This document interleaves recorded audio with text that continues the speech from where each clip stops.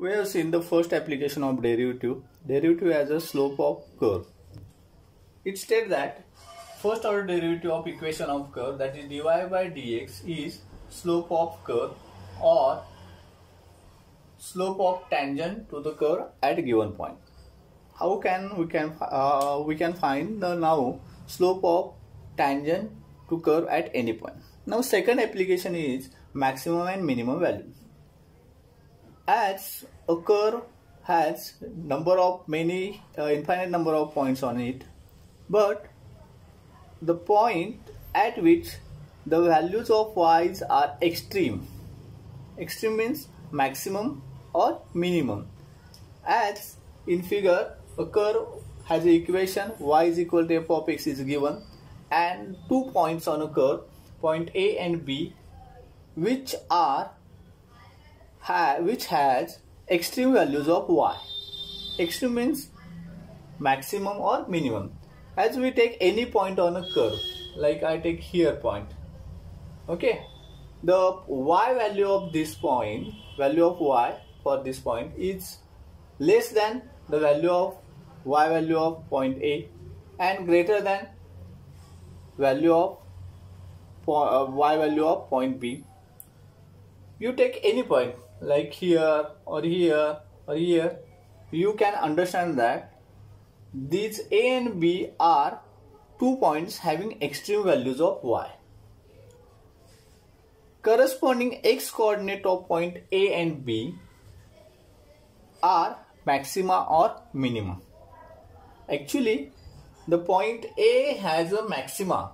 X coordinate is called maxima because at point A the value of y is a maximum, and the point B has minima. X coordinate of point B is called minima, as point B has a minimum value of y. And these points are called stationary point. What are these points called? Stationary point. The stationary points mean the point on a curve at which the value of y are extreme. Okay. Now, how can we find geometrically these 2 points? As we know, the tangent to the curve at any point can be evaluated and its slope can be defined. Now I take first point here and I plot a tangent, okay, like this, or this point I plot tangent. Actually it is difficult to plot tangent physically on a curve, but you can understand that how is a tangent. Actually these tangents will cross the x-axis, okay, they will cut x-axis, but as the tangent to the stationary points, like here the 2 points are stationary, point A is the stationary point, the tangent to point A and tangent to point B, these tangents are parallel to x-axis. So geometrically we can say that the point on a curve having tangent parallel to x-axis are called stationary points. Remember this. The stationary points on a curve are points at which tangent to the curve at point are parallel to x-axis. Okay. Now, as we know, 2 parallel lines has the same slope. The first line is having slope m, then second line also has a slope m. So using this condition, as we know, stationary point are point at which tangent are parallel to x-axis, and the slope of x-axis is always 0. We know that x-axis is a flat axis, so its slope is always 0. It means that slope of these tangents which are at stationary points having slope 0, as this is the condition which we require. The slope of tangent at stationary point is always 0. As we know, slope of tangent is given by dy by dx. So dy by dx is a 0. So remember this. Using this condition, we can find these stationary points, or using this equation, we can find stationary point. The x coordinate of stationary points will be maxima or minima, and corresponding y values of y are maximum value or minimum value. To find the point for which dy by dx is a 0, so we get equation that we take equation dy by dx is a 0, and if we solve this equation, we get values of variable x and y, and that values of x and y are coordinates of stationary point. This is very simple. So what are the steps? So in first step, for given function y is equal to f of x, we take dy by dx and d square y by dx square. That means we have to take first order and second order derivative of given equation of a curve. So this is our first step. Always take derivatives. Second step, as we have to find the point at which slope are 0. So we take dy by dx is equal to 0, and by solving this equation, we get values of x. X may be alpha or x may be any value. For x is equal to alpha, we use second order derivative. That means d square y by dx square at x is equal to alpha we find. Remember, the third step is important. As we know, there are, in last example we have seen two stationary points.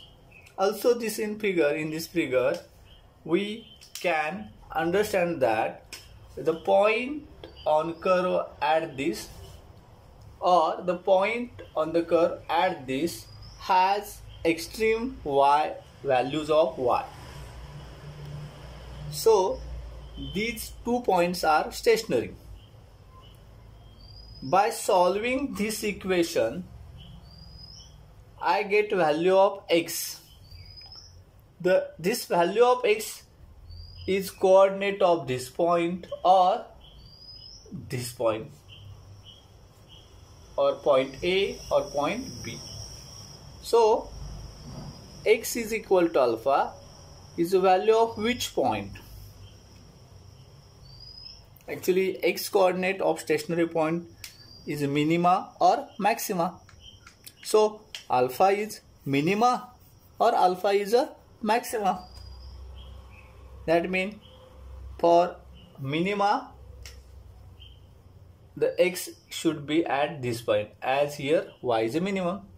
For maxima, for x is a maxima, the point is at B, as at this point B has a maximum y value. So the x is equal to alpha is a solution of this equation, is maybe maxima or minima. So in third step, we have to decide this x is equal to alpha is maxima or minima. For that, we put the value of x is equal to alpha in second order derivative of function d square y by dx square. That is, if this value is less than 0, remember this, is less than 0. Less than 0 means it is a negative. That means for x is equal to whatever alpha, the d square y by dx square is a negative, then x is equal alpha is maxima,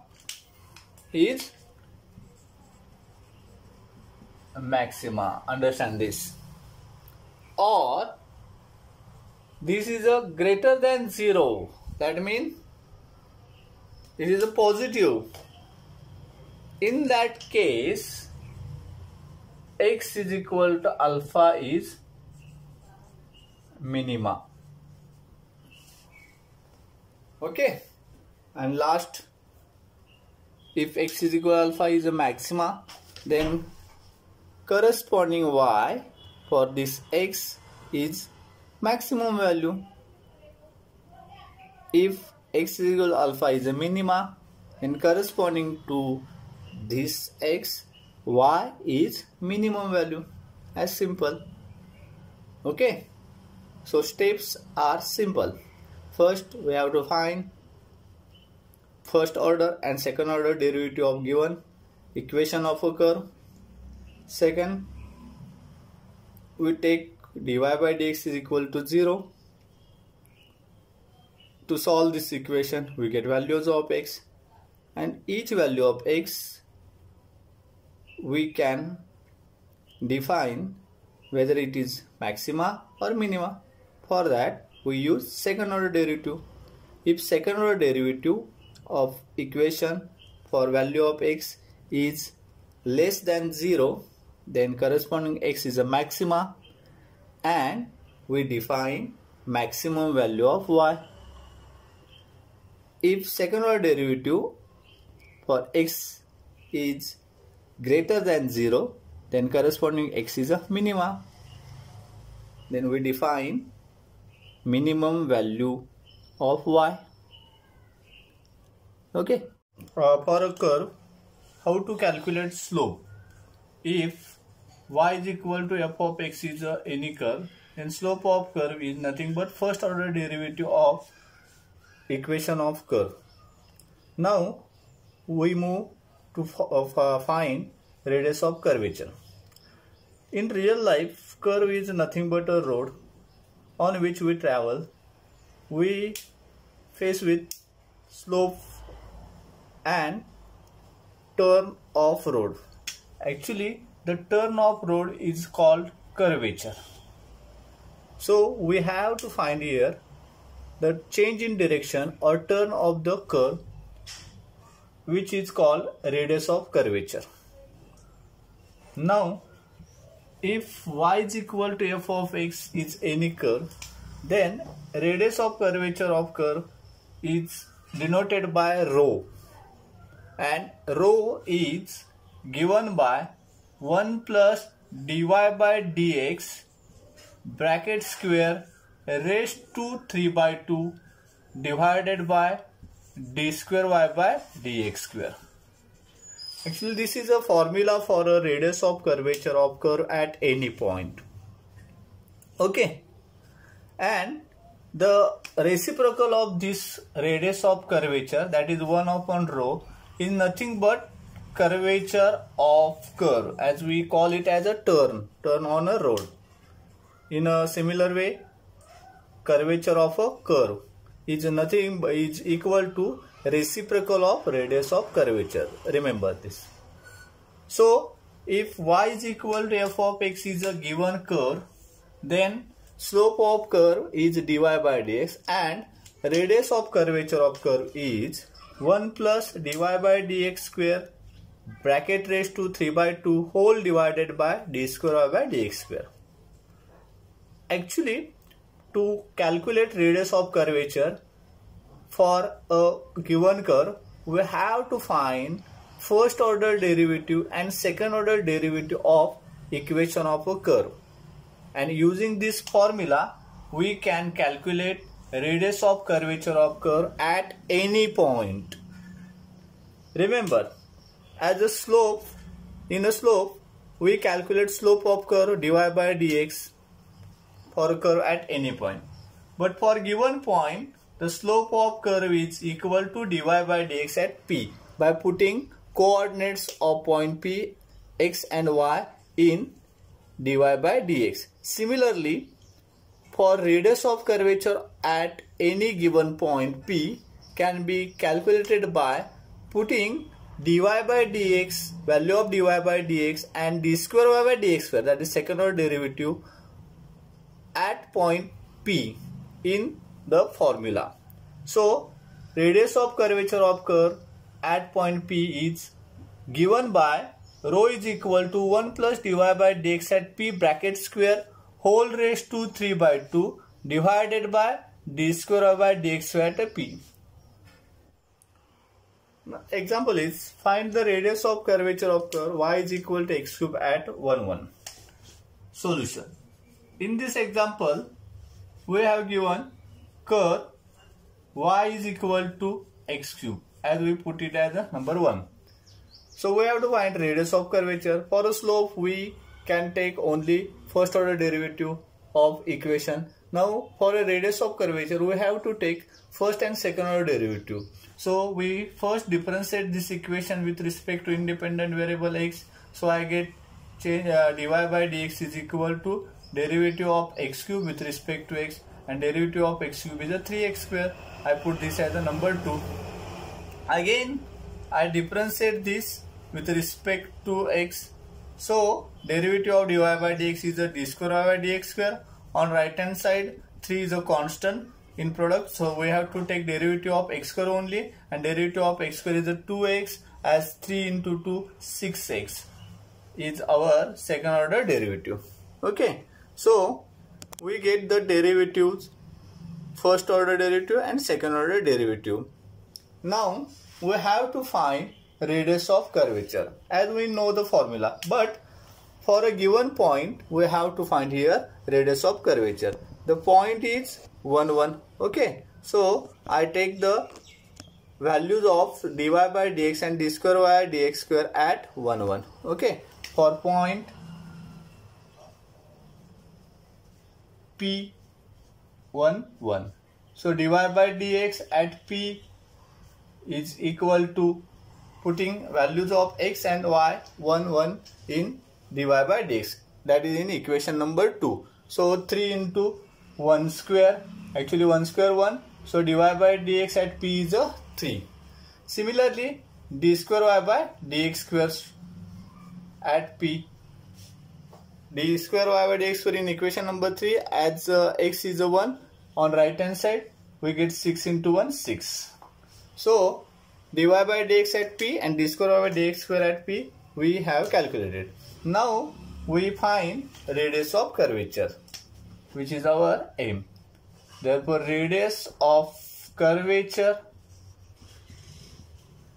at P, and the formula is, remember the formula, what is the formula? 1 plus dy by dx at P bracket square and a whole raised to this addition raised to 3 by 2 whole divided by d square y by dx square at P. Okay, now we put the values.